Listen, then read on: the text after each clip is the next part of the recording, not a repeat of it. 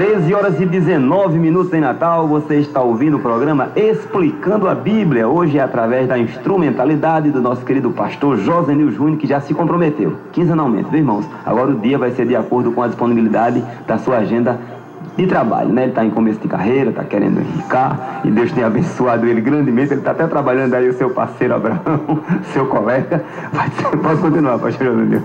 Glória a Deus por isso. Mas estaremos aqui, com certeza, quinzenalmente, dando a nossa parcela de contribuição, porque com certeza nós somos edificados, somos enriquecidos e abençoados por Deus através da participação neste maravilhoso programa. Eu quero deixar uma saudação toda especial para minha esposa Lígia Araújo, que está na audiência do programa, aos meus pais, pastor Josenil e irmã Marilene, coordenadores do setor 23. Mando também uma saudação para Kelly Jefferson, né, que é cliente nosso do escritório e também se congrega ali na congregação Paulo de Pajuçara Sítio. Então, que Deus abençoe os amados irmãos. Queridos irmãos, no bloco anterior nós fizemos a leitura do capítulo número 15 e demos uma palavra introdutória falando sobre alguns conceitos novos trazidos neste capítulo. Agora nós vamos adentrar efetivamente no texto, a partir do seu versículo 1, quando nós vemos o Senhor Deus trazendo uma palavra em visão a Abrão. Neste contexto, lembre-se que o nome de Abraão ainda não tinha sido mudado. Aqui era Abrão, significa pai da altura ou pai elevado. Era o nome anterior de Abrão, depois ele passou a se chamar Abraão, significa pai de uma multidão. Então, nesse contexto aqui, nos diz a Bíblia que Deus apareceu a Abrão, dando-lhe uma palavra de consolo, dizendo: não temas, Abrão, eu sou o teu escudo, o teu grandíssimo galardão. Isso aconteceu por quê, irmãos? Porque esta palavra trazida pelo Senhor Deus a Abrão. Os irmãos devem se lembrar no capítulo anterior, o capítulo 14, quando Abrão, juntamente com 318 valentes, nascidos na sua casa, pelejou contra um exército formado por 4 nações, né? Inclusive encabeçado por Quedorlaomer, este que era o rei principal,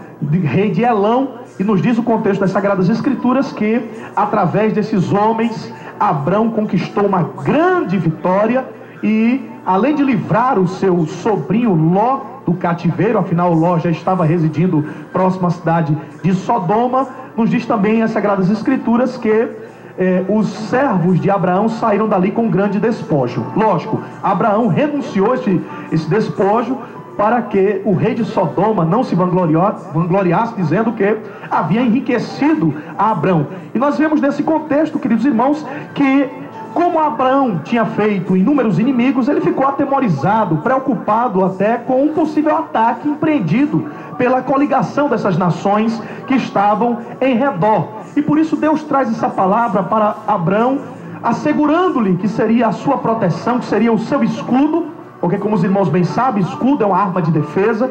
Então Deus, neste momento, dizendo a Abraão: eu sou o seu escudo, estava, em outras palavras, dizendo que ele não precisava temer os seus inimigos, porque o próprio Deus era a sua proteção, era o seu amparo, era a sua defesa. Então Abraão não precisava ter medo. E da mesma forma ele diz: eu sou o seu grandíssimo galardão. Em outras palavras, queridos irmãos, Deus estava garantindo a Abrão que o Senhor seria a sua recompensa, o seu prêmio, o seu laurel, o seu galardão.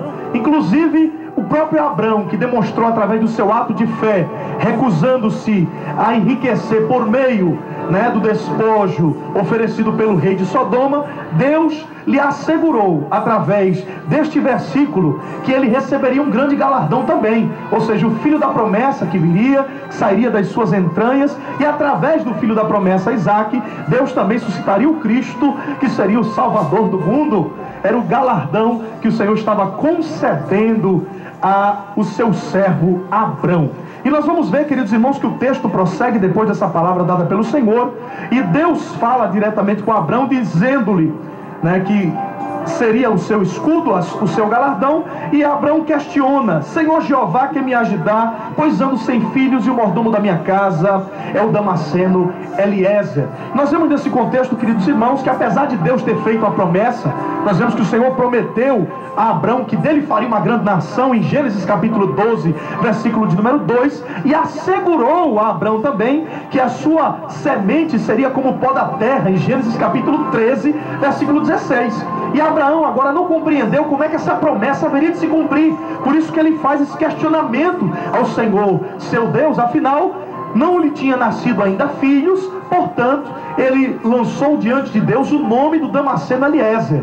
Damasceno por quê? Seria natural de Damasco. Agora, existem alguns questionamentos, inclusive feitos por alguns estudiosos, com base no versículo número 3, quando Abraão diz: eis que não tens dado semente, e um nascido na minha casa será o meu herdeiro. Então alguns questionam, se Eliezer nasceu na casa de Abraão, então ele não teria nascido na Síria, ou seja, na cidade de Damasco. Mas, queridos irmãos, existem várias concepções a respeito do tema. Inclusive alguns acreditam que na realidade estava se tratando aqui da própria ascendência, né, de Eliezer, né, a sua família que era síria, né, exatamente por isso é mencionado, ele é tratado como Damasceno Eliezer. Aí nós vamos ver, queridos irmãos, no versículo número 4, que o Senhor Deus traz uma palavra para Abrão, assegurando, queridos, que não o nascido na sua casa seria o detentor de todas as bênçãos de Deus, o herdeiro das promessas, mas sim aquele que havia sido gerado diretamente por Abrão. Então Deus aqui assegura a Abrão que ele geraria um filho, ou seja, um filho das suas entranhas. É lógico que quando a gente usa essa expressão filho das suas entranhas, são das entranhas de Sara, mas o fato de ser da semente de Abraão, gerado diretamente por intermédio dele. E o Senhor Deus, no versículo de número 5, responde a este questionamento feito por Abrão, reafirmando a promessa feita nos capítulos anteriores. Deus o levou para fora, lhe mostrou as estrelas do céu e lhe disse: assim será a tua semente. Por quê? Porque o Senhor propôs um desafio para Abraão: conta as estrelas, se as pode contar. Assim será a tua semente, a tua descendência. Então Deus demonstrou claramente, queridos irmãos, o seu compromisso com a aliança que havia sido estabelecida com o próprio Abraão, com a promessa que Deus havia feito, que dele faria uma grande nação. O Senhor reafirma esta promessa para que Abraão se lembre que efetivamente o Deus que fez a promessa, quando ele saiu ainda, né, de Ur dos Caldeus, quando ele estava ainda para se mudar para a cidade de Harã, junto com seu pai Tera, com a sua esposa Sara e com seu sobrinho Ló, Deus fez esta promessa e esta promessa permaneceu de pé, viva, e neste contexto ela é enfatizada. Aí nós chegamos no versículo número 6, depois que o Senhor Deus fez essa promessa, Abraão creu no Senhor e isso lhe foi imputado por justiça. Esse versículo é tão importante, queridos irmãos, não somente no contexto do Antigo Testamento, mas do Novo, que ele é citado 3 vezes no Novo Testamento, né? Em Romanos capítulo 4, no versículo número 3, em Gálatas no capítulo 3, no versículo 6, e em Tiago no capítulo 2, no versículo 23. Em Romanos 4 e 3, né, Paulo enfatiza que Abraão foi justificado pela fé. Em Gálatas 3, versículo 6, Paulo enfatiza que os que são da fé são filhos de Abraão.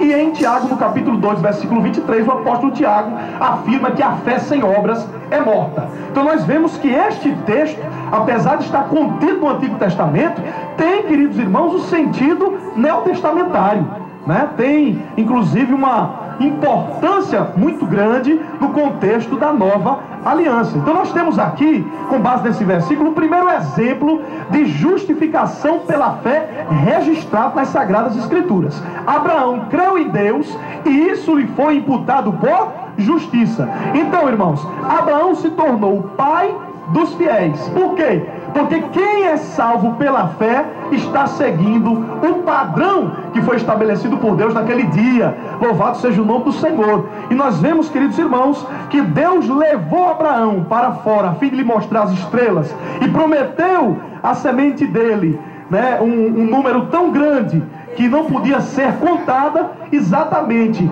para que Abraão, aleluia, exercitasse a sua fé. E por isso o Senhor Deus o justificou. E nós vamos ver, queridos, baseado na leitura deste versículo de número 6, que 3 pontos principais devem ser enfatizados aqui na leitura do versículo número 6. Primeiro, a fé de Abraão ainda que ele não tivesse plena consciência disso, mas estava baseada na vinda do Salvador. Ele não somente creu, né, que teria uma grande descendência, mas que dela sairia também o Salvador do mundo. Nós vemos isso, por exemplo, em Gálatas capítulo 3, no versículo 16. E Abraão, de acordo ainda com João, capítulo 8, versículo 56, confiou no Salvador que viria. Então aí nós vemos, queridos irmãos, como este texto é maravilhoso. Segundo ponto, a fé de Abraão levou a ser contado como justo ou justificado diante de Deus. Aí nós podemos aprender, aleluia, que aqueles que creem em Cristo, eu e você, meu querido irmão, também tem a justiça de Deus imputada em favor deles, e isso é maravilhoso. Então nós, como Abraão, somos aceitos diante de Deus pela sua infinita bondade. Através da justiça de Cristo que nos é imputada, somos justificados diante de Deus. E por fim, Abraão, como pai dos fiéis, é o padrão para todos os remidos. Então esse versículo é maravilhoso, porque demonstra, queridos, que Abraão creu, e ele, como nosso pai na fé, aleluia, nos leva a entender que somente aqueles que creem em Cristo serão justificados. 13h30, Bíblia Sagrada com a irmã Sandra Cláudia.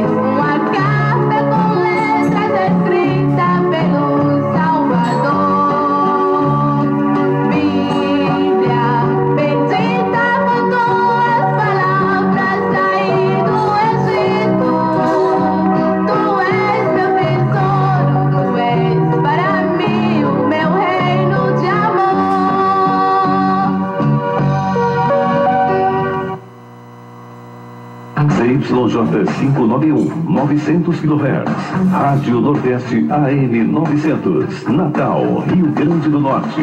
A emissora das boas novas. Favorito Supermercado.